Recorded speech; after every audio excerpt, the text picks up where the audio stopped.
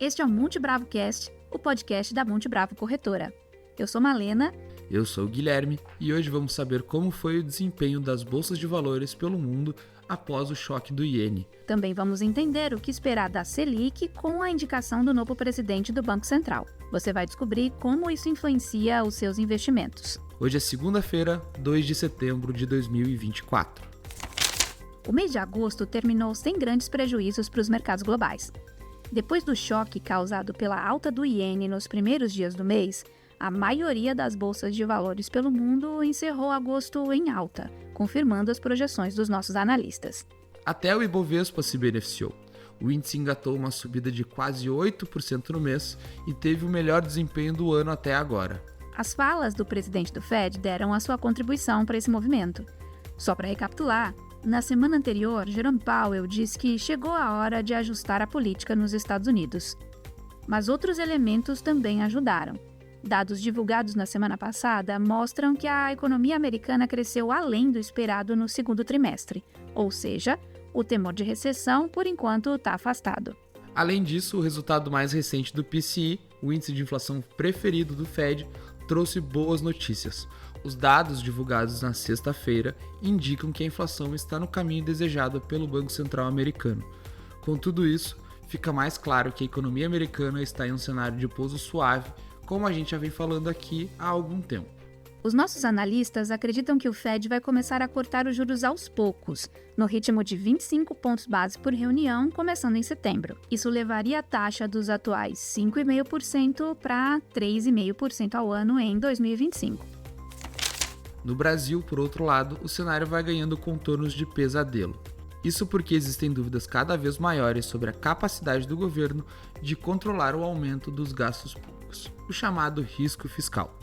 Na semana passada, o governo enviou ao Congresso o projeto do orçamento de 2025, com a meta de zerar o rombo nas contas públicas no fim do ano que vem.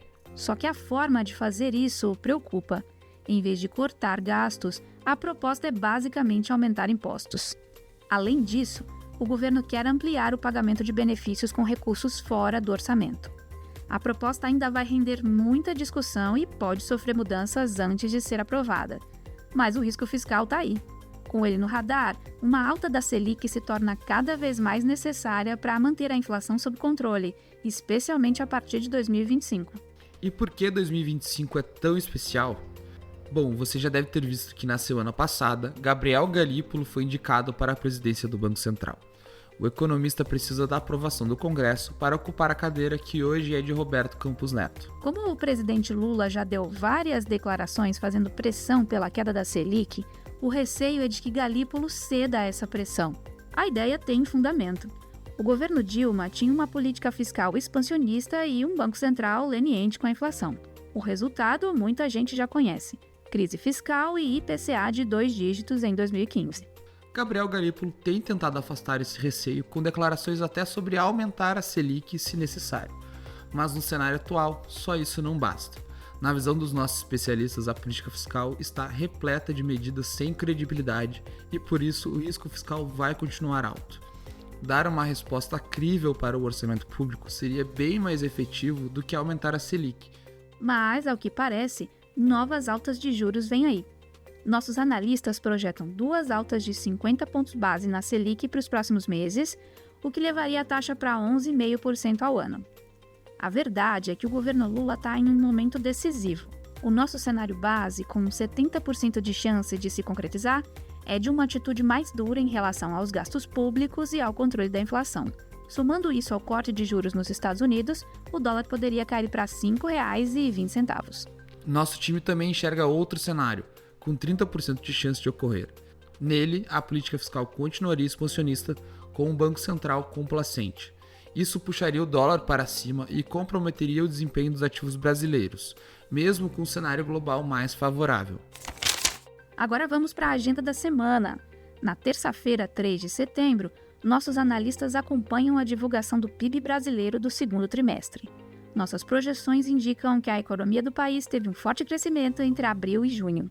Também na terça-feira, na China, saem dados de atividade econômica no setor de serviços. A expectativa é de uma leve melhora nesses indicadores.